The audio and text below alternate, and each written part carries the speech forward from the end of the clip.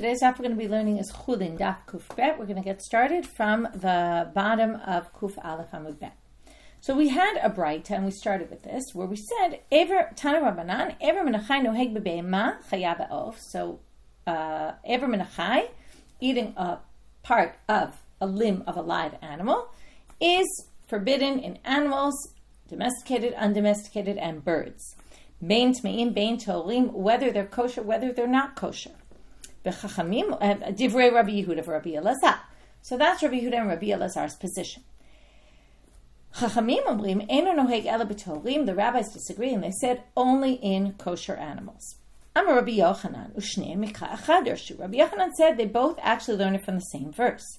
Rak chazak lebilti yachol adam, ki adam hu nefesh lo tochal hanefesh ima basar. This is from Devarim, chapter 12, verse 23. Don't eat blood, because blood is the soul. And then it says, don't eat the soul with the meat, to which they explain, soul with the meat means ever menachai. Now, how do we get to this disagreement then, whether this applies to kosher or non-kosher animals? Rabbi Yehuda and Rabbi Elazar, so Rabbi Yehuda and Rabbi Elazar Savre, they hold, kol she'ata mitzuveh al damo, ata mitzuveh al ivarav.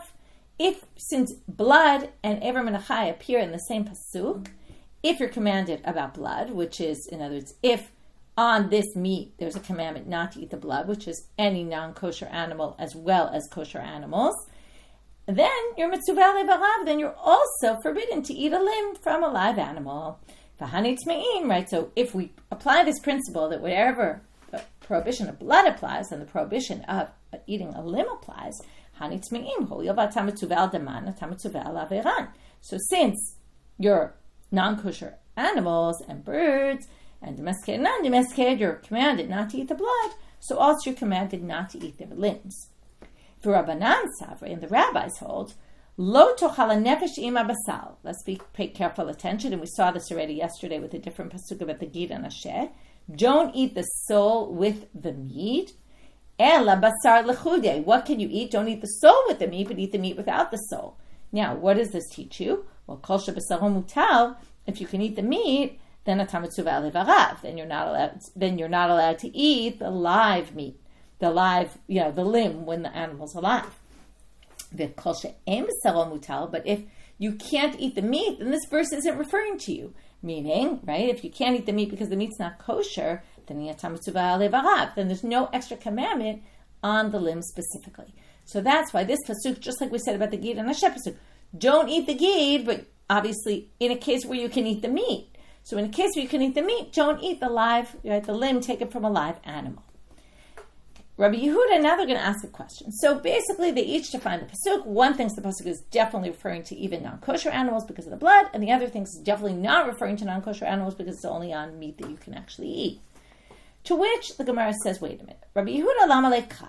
Okay, but why do we need a pasuk for Rabbi Yehuda? We know already what Rabbi Yehuda is going to say about this based on what we saw in the previous sugya. Leiti Easter Aver, lichol halisur tumah, right? This is back in our Mishnah.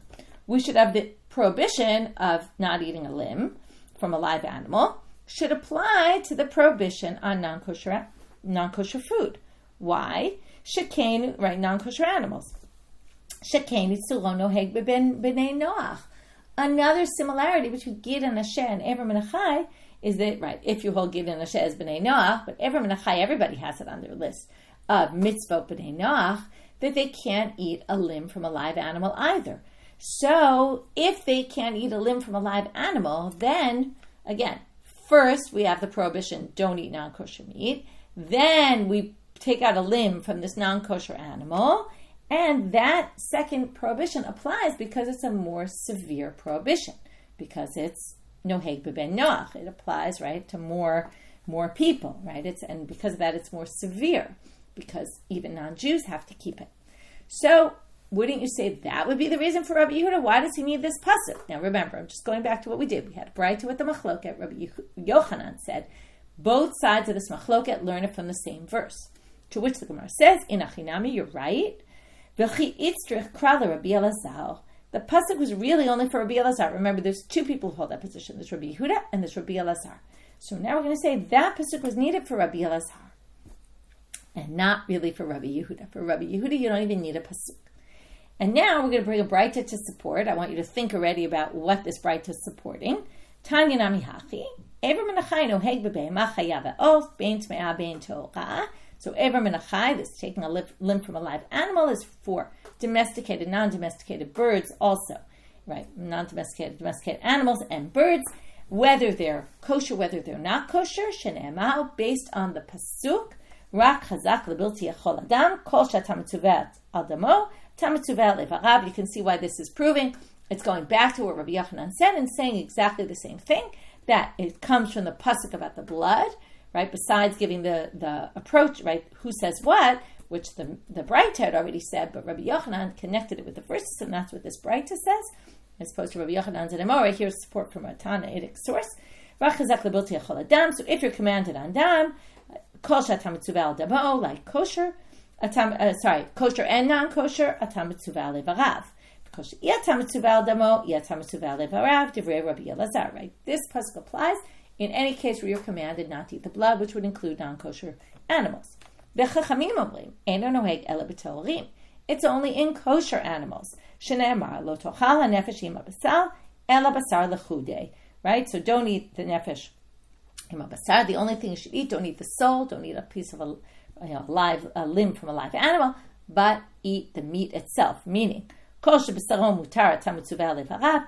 the meat is permitted in a kosher animal, then you're commanded not to eat a limb from it. But if the meat is not permitted, then you're not commanded. So that was basically, sounds very simple, a proof for Rabbi Yochanan. However, you might have noticed something, you might not have picked up on it. But if you notice in this Braita who's missing, Rabbi Yehuda. So while Rashi says that this is coming to prove Rabbi Yochanan, that each of the opinions, Rabbi Lazar and Rabbi Yehuda on one hand, against the rabbis on the other, where did they get the proof from the Pasuk? This proves Rabbi Yochanan. However, Rabbeinu Gershom, who you can find on the side, we're going to see two commentaries of his today, says here that, what's the proof? And I actually thought about this as I was learning. This is a proof for what we just said a minute ago, which is that Rabbi Yehuda doesn't need the Pasuk to prove it because he already has his theory about the B'nai Noach, and once that adds, it's Isur Chal Isur in a case where there's an Isur Chamor, where there's a more stringent prohibition. And this Braita proves that because, notice, he's missing here. The proof from the verse is brought only in the name of Rabbi Elazar, which explains because Rabbi Yehuda has his own proof and doesn't need the verse. So when Rabbi Yochanan said that this is the proof for that opinion of Rabbi Elazar and Rabbi Yehuda, he really just meant Rabbi Elazar because Rabbi Yehuda really didn't need a verse for, and that's proven by the Braita. So there's two ways to read what this Braita is proving. Now we're going to get to a third opinion. We have one opinion, Ever Menachai doesn't apply to non-kosher animals, and one opinion that it does apply to non-kosher animals. But both of them thought that it applies for domesticated, non-domesticated animals, and birds. Comes Rabbi Meir and disagrees with that point. Rabbi Meir omer, Eino noheg ela bebehema tahora bilvad. It's only in kosher behemot, kosher domesticated animals. That's it. So he agrees with Chachamim that it's only kosher, but he disagrees with Chachamim and with Rabbi Yehuda that he doesn't even think it applies to undomesticated animals and birds. Amar Rabba Bar Shmuel, Amar Rav Chisda v'Itamar Rav Yosef. So Rabba Bar Shmuel says in the name of Rav Chisda, or maybe in the name of Rav Yosef. But Amrilan, some people say Amar Rabba Bar Shila, Amar Rav Chisda v'Itamar Rav Yosef. That it was Rabba Bar Shila who said it either in the name of Rav Chisda or in the name of Rav Yosef. Ve'Amrilan, third possibility about who said it, Rabba Bar Shimi, Amar Rav Chisda. It was not Rabba Bar Shilo, it was Rabba Bar Shimi who said in the name of Rav Chisda v'Itamar Rav Yosef, or maybe in the name of Rav Yosef. So one of these three people said it in the name of either Rav Chisda or Rav Yosef, and now let's finally get to what they said. My time at Rabbi Meir, what's his reason? Amar Kra, v'zavachta mibcharcha umitzoncha. This is a pasuk, two psukim before our pasuk about the blood and the nefesh and all about not eating the soul, meaning a live limb, right? A limb from a live animal. Well, two psukim before it says, when you get into the land and it's far from you to get to the temple and you want to eat meat, right? It says, v'zavachta mibcharcha umitzoncha, okay? And you slaughter from your cattle and your sheep. What do you see here? That's only domesticated animals. And then it says, don't eat the blood and don't eat the soul, okay? There you have it. That's where you learn. And because the context of all that is just talking about domesticated animals, the prohibition is only a domesticated animal. So that's a third opinion. Okay. the next two sections of the Gemara are going to be talking about two different statements made by Rav. The first statement, he's going to have a statement. We're going to have two proofs for the statement from Tanaitic sources. Then we're going to have another statement of Rav, and we're going to have three difficulties on it from Tanaitic sources. And each of the difficulties we're going to resolve in the same manner. So let's start. Amar Rav Gidal Amar Rav. Machloket b'Yisrael. This whole machloket that we talked about between Rabbi Elazar, Rabbi Yehuda on the one hand, Chachamim on the other, and Rabbi Meir on the third, is only b'Yisrael, is only talking about Jews and Ever Menachai of Jews. As opposed to, we already learned that B'nai Noach are commanded. Aval b'ben Noach, but if you're talking about a ben Noach, and it's a non-Jew, Divrei hakol muzhar al hatzmeim k'teorim. Of course, non-Jews, everybody thinks, is commanded not to eat a limb from a live animal of even a non-kosher animal, which makes perfect sense, because we're going to say, don't eat a limb from a live animal of only certain animals that you eat, right? You eat all non-kosher. So if you're going to eat all non-kosher, then even in those animals, you can't take a limb from a live animal. So now we're going to start with, like I told you, two sources to support this reading. Tanya Nami Hachi. Here we have a bright to support. Ever Menachai Benoach Mushar Alav Alatzmeim Kitahorim. So here you have it explicitly. A Benoach is obligated for kosher and non-kosher animals. The Yisraeli no Mushar El Alatorim Bilvad. But Jews are only warned not to eat the Ever Menachai of kosher animals. That would be the rabbi's opinion. Although Ikad Amri Torah v'Rabbi Meir, Ikad Amri Torim v'Rabbanan. Now there's a debate here about what the version of what the text reads. Does it say Jews are commanded only on tehorim, plural, or tehorah, singular? Torah, singular, and feminine would be, Torah would be only applying to behemot, animals, which is feminine. The word in Hebrew is feminine. So tehorah would be, according to Rabbi Meir, who says it's only domesticated animals. If it's tehorim, plural, then it's referring to animals, domesticated, non-domesticated, and birds. Okay, so either which way, it's either Chachamim or Rabbi Meir, but the point being that if you're talking about those who say it's only kosher, you see this distinction, that when it comes to non-Jews, they think they're even commanded not to eat Ever Menachai from kosher, and that was from non-kosher animals, and that was the first line of the Braita. And comes Rav Shizbi, Amar Rav Shizbi, Af Ananami Tanina. We also have a Braita to support. It's actually a Mishnah. It's a Mishnah in Masechet Ta'arot in the very beginning, chapter 1, Mishnah 3. It lists, first of all, the case before it's listing all these impurities.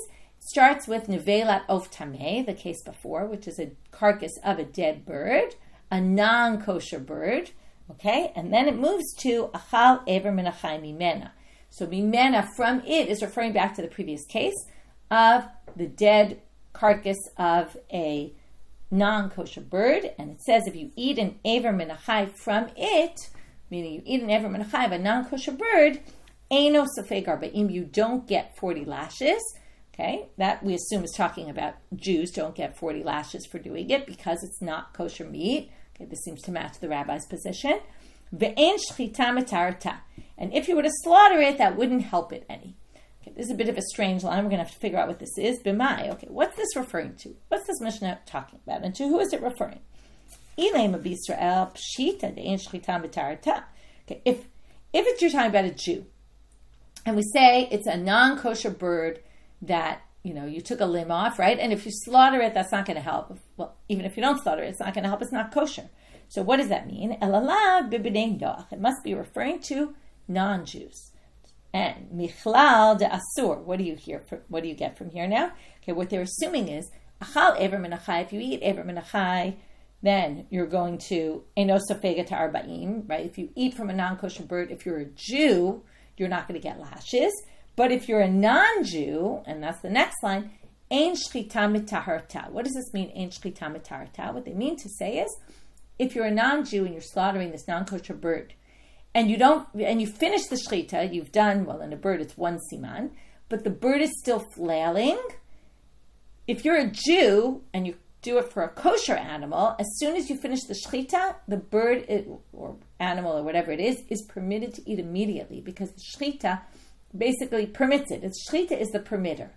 But if you're a non-Jew and shchita is not a permitter, then you have to wait till the animal stops, or in this case it's a bird, stops flailing. If the animal is still flailing, it's not the shechita that permits the animal to be eaten, because shechita isn't a thing for non-Jews.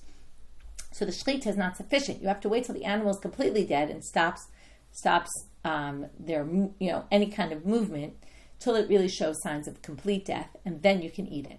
And that second line is referring to non-Jews. Okay, anyway, what do you see here? Elalad b'bnei Noach, right? Michlal de'asu. Then you get that an Ever Menachai is forbidden to them, because ein shchita mitarita basically means you have to wait till the animal is completely dead. You can't take a limb from there if the animal is still alive. So there you see, Ever Menachai is applicable also in an of tameh, a non-kosher bird, as what was the topic there, for non-Jews. Rabbi Meni bar Patish, now this is going to really come to the exact same conclusion about how to read that Mishnah, but we're just going to hear it come about in a bit of a different way. Rabbi Meni bar Patish looked at that Mishnah and said, Rami Reisha Seifa. He said the Reisha seems to contradict the Seifa. The Reisha says you're not going to get lashes for this, right? And we're talking about a non-kosher bird, right? And the Seifa seems to say the Shechita makes it permitted. What are we talking about? To which he answers, Umashani Reisha b'Yisrael v'Seifa b'ben Noach. Okay, so explains just as we said before. The Reisha is talking about a Jew, and the Seifa is talking about a non-Jew, and then they're talking about two completely separate things, and that's how to make it make sense, and that's basically just saying in different words what we said just before. So that was the first statement of Rav. Again, just to review, we had the Machloket, Rabbi Yehuda and Rabbi Elazar, versus the rabbis. Does it apply to kosher or non-kosher meat as well? The Ever Menachai. We have Rabbi Meir who adds, or narrows, it's only for kosher and only for animals. Okay, there's no Ever Menachai in undomesticated animals and in birds, just domesticated animals. Then Rav came along and said, for non-Jew though, it's obvious that they can't eat Ever Menachai from non-kosher animals, and obviously kosher animals, and we proved it from two Tannaitic sources, right? The second one being a Mishnah, the first one being a Braita. Okay, now we're going to move on to the second statement of Rav. Amar Rav, Ever Menachai tzarich kizayid. This is the one that's going to take us a little bit longer to get through, because we're going to have three challenges to this statement. In order to be liable for Ever Menachai, you need to eat an olive bulk of the limb. Okay. My time, well, what's the reason? Because it says don't eat the nefesh im basal. It's an isur achila. Isur achila is always kazayit. It sounds like a very simple, obvious statement. However, we're going to have three difficulties, as I told you. Mativ Rav Amra. So Rav Amra brings the source to contradict the source we just read for the Mishnah in Taharot. Achal ever menachai mimena eno sofeget arba'im ve'ein shchita mitarata. So you're not going to get lashes by eating ever menachai of a non-kosher bird. That's going to be the key line. The second part is not so important, the ein shchita mitaratat, for our purposes. Now, if you think you need kazayit to transgress Ever Menachai, and what this is saying, well, if you ate a kazayit of Ever Menachai of a non-kosher animal, well, you won't get lashes for that. But if you ate a kazayit of a non-kosher animal, of course you're going to get lashes. Why are you going to get lashes? Maybe not for Ever Menachai, but you're going to get lashes because you ate a non-kosher animal. So the Gemara says, right, if you're going to think that you need a kazayit, and what this is saying is, even if you ate a kazayit, there's no Ever Menachai in this case, because it was a non-kosher, and it just doesn't apply there. Well, tipugla de ka'achel kazayit. You should be getting lashes here because you ate a kazayit of meat that wasn't kosher. So it must be that it's wrong what Rav said, and that really, for eating Ever Menachai, it's less than an olive bulk, less than a kazayit, which means that if you ate less than an olive bulk, you really won't get lashes. Not from Ever Menachai because it was a non-kosher bird, and not for eating non-kosher because you didn't eat a shear, a kazayit, that would obligate you. So, to which the Gemara answers, and this is going to be the answer in all three cases that we're going to have, just like Kid'amar Rav Nachman b'mashu basal v'gidim v'atzamot, just like Rav Nachman said elsewhere, which is going to be the third difficulty of today, just like Rav Nachman answered there, which we haven't seen yet, but he said we're talking about a little bit of meat, and the rest of the olive bulk that we're talking about here that must have been there is made up of bones and sinews. Now, when you're obligated for eating non-kosher meat, you need a kazayit of the meat itself, not the parts that aren't really food. Okay? But in Ever Menachai, you're going to be liable if you eat a kazayit, and this is what Rav said. Rav said a kazayit, what do you need an olive bulk of? Of the limb. The limb, eating the limb will include not just the meat, also the bones, also the sinews. So if altogether of all those three, you have a kazayit, then if it's from a non-kosher animal or bird, then you're not going to be obligated for Ever Min HaChai, and you won't even be obligated for non-kosher because you don't actually have an olive bulk of meat. All you have is an olive bulk of everything, right? Everything together. But you're not obligated for those things in a non-kosher animal. Okay, so just like he says it somewhere else, he brings this as the answer. Likewise, here, hachanami, we can say the same thing here. B'mashu basal, a little bit of meat, and gidim and atzamot, and sinews and bones. Okay, tashma, second difficulty. Da'amarav, achal tzipor tahora, b'chayeha b'kolshehu, b'mitata b'kazayit. If you eat a bird, that's a kosher bird, if you eat it when it's alive, any small amount, this is the key problem, any small amount you'll be obligated, b'chayeha, if it's alive, in Ever Min HaChai, you take a part of it, right, you're going to be liable. B'mitata, if it dies, b'kazayit. Only if you ate an olive bulk, if it's dead. Okay, now, again, the key being here, when it's alive, any amount is a problem. That sounds like Ever Min HaChai is a problem. Now, in any case, we're going to continue, even though this line isn't important, although it does come up a second time in our daf later.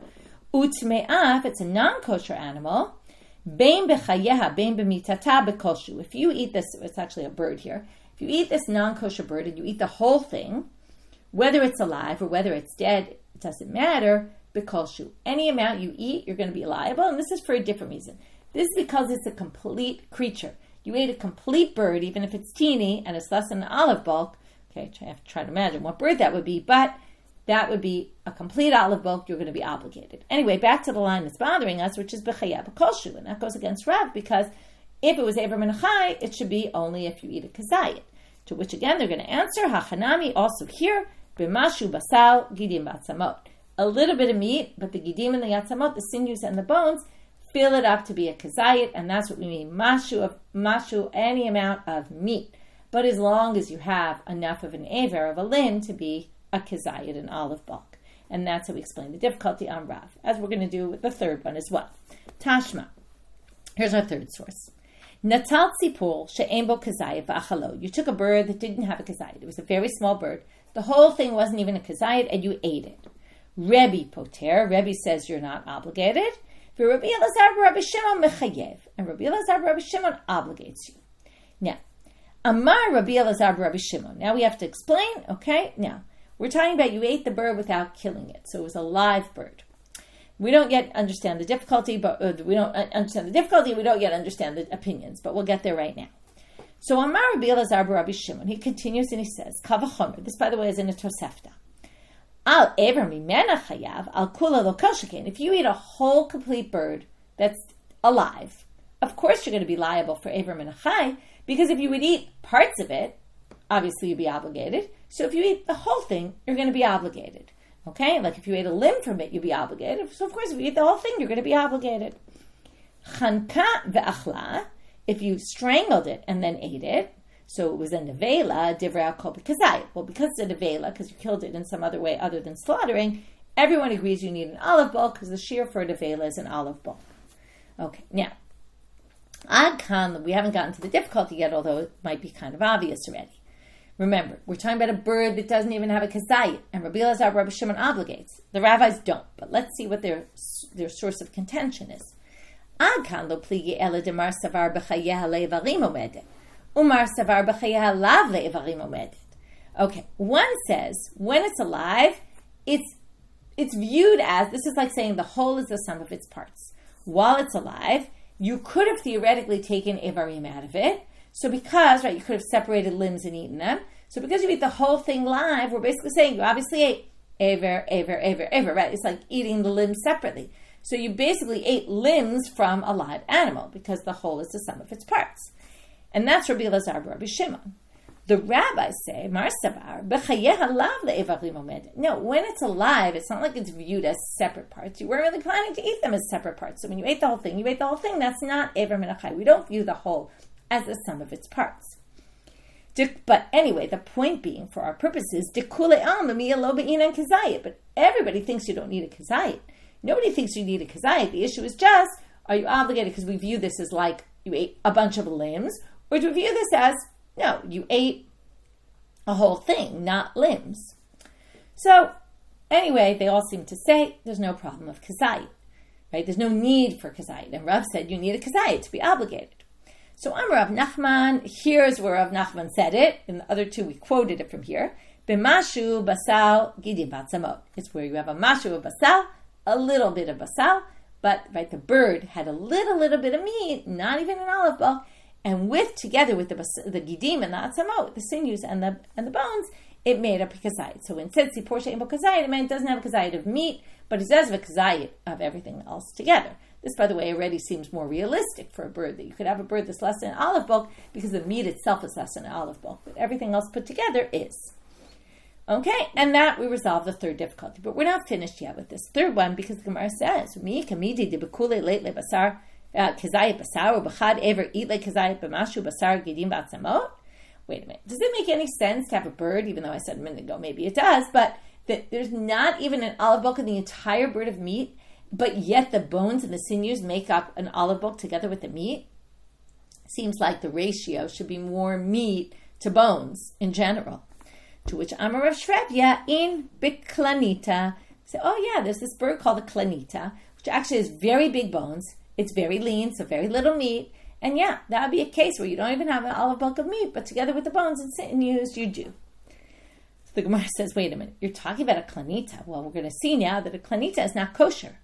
If it's a non-kosher bird, and the Bright is talking about the Tosefta is talking about a klanita, then in Maseifa, look at the last line in that in the Tosefta. If you strangle it and eat it, everyone agrees it's an olive bulk. Now, ha-klanita of tamehu. Now, if the klanita is an of tameh, then you wouldn't need, right, if the klanita is a non-kosher bird, then it wouldn't, first of all, it would be a problem. Chankava achla would be a problem. Before even strangling it, it would be forbidden, right? And this seems to be an issue of it being a nevela. Okay, so if we're going to say that, just one second. King Klanita, Isor nevela b'pachot mikazayit, Isor tameh miya ika. Right. I now remember. We're going back to the fact that if the whole bird is less than a kazayit, why do you need a kazayit if chankava achla? If you killed the whole bird, this klanita, and the whole bird has a kazayit in it, what did we say? Back to the beginning of the daf. Rav had said, Tme'ah ben b'chaya ben b'mitata b'kolshu, because it's a bria.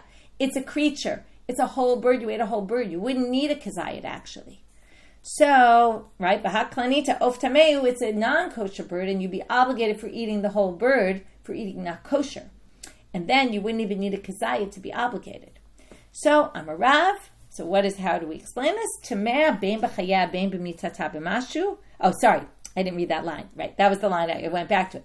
And Rav said, I just didn't read this inside. I went back. I forgot that the Gemara says it right here. And Rav said, Tameh ben b'chaya ben b'mitata b'mashu. So why would it be a kazayit? If by eating the whole bird, you're already obligated in a mashu. To which the Gemara answers, fine, they didn't really mean a klanita is the case that this Tosefta is talking about. Ela ke'en klanita. You asked this question and you said, what kind of bird has that? And I just gave you an example of a bird that has that. I didn't mean that's the one bird that Tosefta is talking about. Tosefta is talking about kosher birds, but kosher birds that have a structure similar to a klanita. Just we came up with the klanita. There must be some other kosher bird that has that same ratio of very little meat, lots of big bones, that you could have a kazayit of bones without having a kazayit of meat. Okay, so that was the end of the third difficulty on Rav. Rav saying that an Iver Menachai needs to have a kazayit in order for you to be obligated. You need to eat a kazayit of it. We brought all these sources that seem to say you don't need a kazayit. Every time we said, no. That just means you need a kazayit of the limb with everything together. The meat, the bones, and the sinews. Even though there's not a kazayit actually of meat. Amar Rava. Now Rava goes into, since we brought up in this third difficulty against Rav, we brought up this machloka between Rabbi Elazar, Rabbi Shimon, and Rabbi about a bird that doesn't even have a kazayit in it, and you eat it. Okay, do we view the whole as some of its parts or not? To which Rava says, Im timtza lomar, sava Rebbe, machshevet ochlin shma machshava. If you want to say, this is a whole other issue, machshava, how much does your intent factor in? Okay, you might remember we've talked about this particularly in terms of laws of impurity, but it's relevant in all sorts of cases, even muktzah on Shabbat. If you designate something before Shabbat with your thoughts, and you say, I'm going to use this for something like rocks or muktzah completely, But if you designate those rocks to be used for something on Shabbat that's permitted, you can actually use them on Shabbat. Your intent changes things. Also for impurity.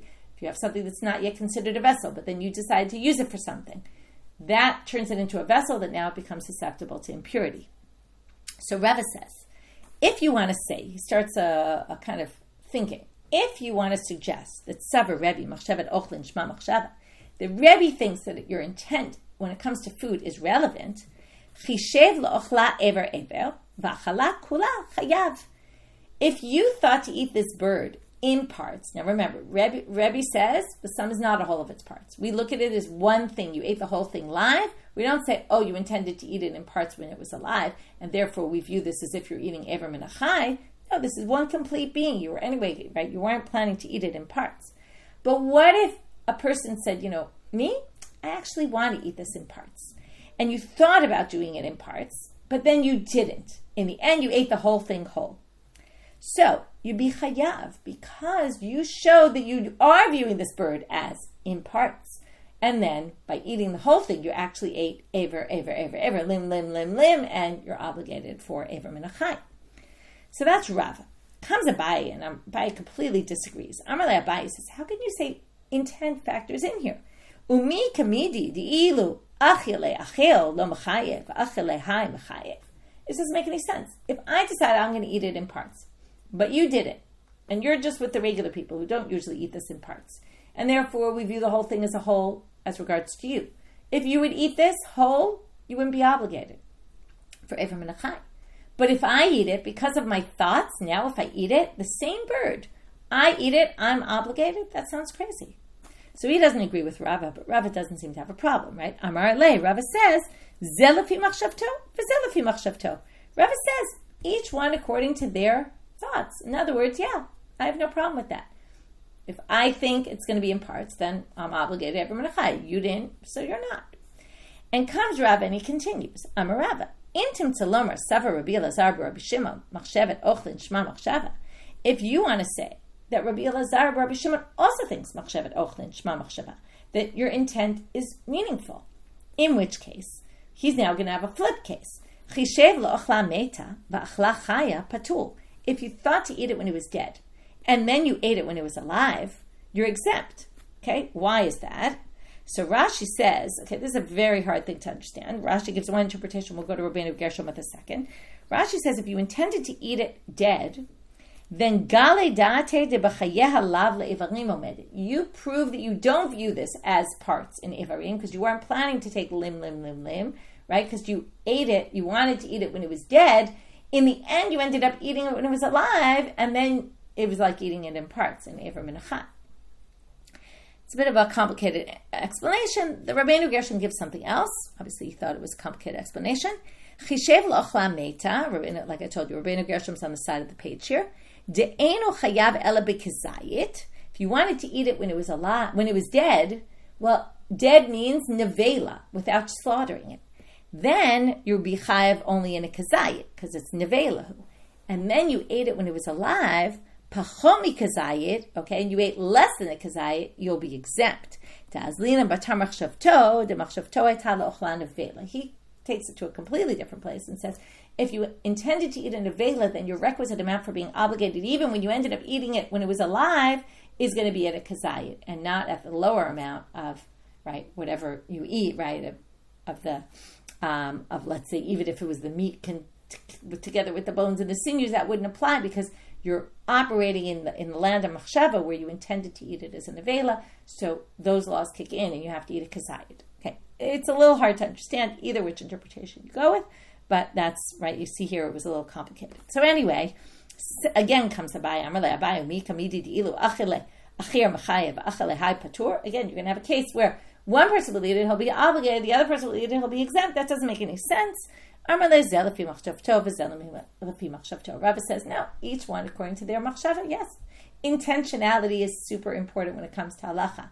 And yes, it could be, we could both do the exact same action, but since my intent was different than your intent, it's going to be completely different. Okay, which, by the way, applies also in positive. In mitzvah, right, you need intent. You could do the same action, but without intent. Again, not all mitzvot need kavanah, but certain ones do, and if you do it without intent, It's like you didn't do it at all. Again, most mitzvot don't need intent, and there's all sorts of sugyot about it, but it's an interesting thought. Okay, last sugya for today. Amar Rabbi Yochanan. Lo tochal nefesh ima basal. That's our pasuk we started with, and it's Rabbi Yochanan again who says this is the source for Ever Minachai, and the difference of opinion about does it apply to non-kosher or yes, only to kosher, but any which way, that's the source for Ze Ever Minachai. This is eating a limb from a live animal. Ubasal b'sadeh treifa lo tochelu. Now we bring a different pasuk. Meat in a field that's treifa, don't eat. Ze basar minachai. This is if you just cut off flesh from a live animal. That's also forbidden. Ubasar min treifa. And meat from a treifa. Rabbi Shimon ben Lakish Amal. Rabbi Shimon ben Lakish, Rish Lakish, disagrees with Rabbi Yochanan and says, Lo tochal nefesh ima basar ze ever minachai. Basar minachai. He says, actually, both Ever Minachai and Basar Minachai come from this idea of not eating the soul. When the animal's alive, don't take not a limb and not some meat from it. Basar b'sedeh treifa lo tochelu ze basar minat treifa. Basar b'sedeh, that's only talking about a treifa. So we now have three things that you agree about two. Basar b'sedeh treifa definitely is don't eat treifa meat, right? Treifa. We spent a lot of time on that. I don't need to explain that. Lo tochal nefesh ima basar definitely is a limb from a live animal, but the basar minachai fluctuates depending on which opinion. So now they're going to have some relevancies to this. Well, if two things are learned from the same pasuk and you transgress them both, you're only going to be liable one because it's one negative prohibition that you transgress. So this is going to have all sorts of ramifications. Achal ever minachai ubasar minachai. Let's say you ate both a limb and the flesh from a live animal.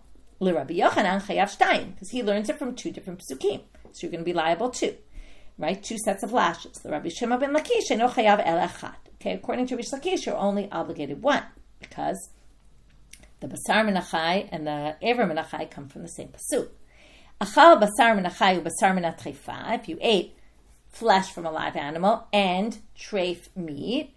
Rabbi Shimon ben Lakish chayav shtayim because they're both learned from different psukim, whereas the Rabbi Yochanan chayav elachad because he learns them both from the same pasuk. And lastly, achal ever minachai ubasar minat treifa. If you ate ever minachai and basar minat treifa, which both agree come from two different psukim, l'divrei kol chayav shtayim. Obviously, according to everybody, you're going to be liable too. And with that, we finish our daf. Okay, we're going to start with contradiction tomorrow. So, right, which is the last line, the last word in today's daf, uraminu. Okay, uraminu is we're bringing a contradiction. Anyway, what did we do today? We started with this machloket about whether Ever Minachai applies to kosher or non-kosher, kosher and non-kosher, or only kosher animals, and does it apply to animals, birds, and domesticated, non-domesticated animals, or only domesticated animals? That was Rabbi Meir. Then we went to two statements of Rav. One, with the whole machloket here about kosher, non-kosher is only for Jews. For non-Jews, everyone agrees it applies to non-kosher meat. We brought two proofs from Tanaitic sources. Then we went to Rav's statement about Ever Minachai requires a kazayit in order to be obligated, eating a kazayit, to which we brought three difficulties, but each time said, well, it does have a kazayit in all those cases. It just doesn't have a kazayit of meat. It does have a kazayit of the meat together with the sinews and with the bones. Then we went to, because the third one got off in this machloket, Rabbi Elazar, Rabbi Shimon, and Rabbi about whether the whole is some of its parts or not. Do we view, if we eat a complete bird live, is it Ever Minachai or not? Rava says, well, if each of them takes into consideration intent, then theoretically each would have a case where the halacha would be different from what they said before. And Abaye says, what are you talking about? You're going to have a different halacha for a different person who eats it depending on their thoughts? And Rava says, yeah, I have no problem with that. And then we ended with this machloket Rabbi Yochanan and Rish Lakish about which pasuk we learn: Ever Minachai, Basar Minachai, and Basar Treifa. And each of them had one pasuk which taught two things, which then had all sorts of ramifications. How many sets of lashes will be obligated if you do two of those transgressions? And with that, we finish for today. Wishing everyone a good day.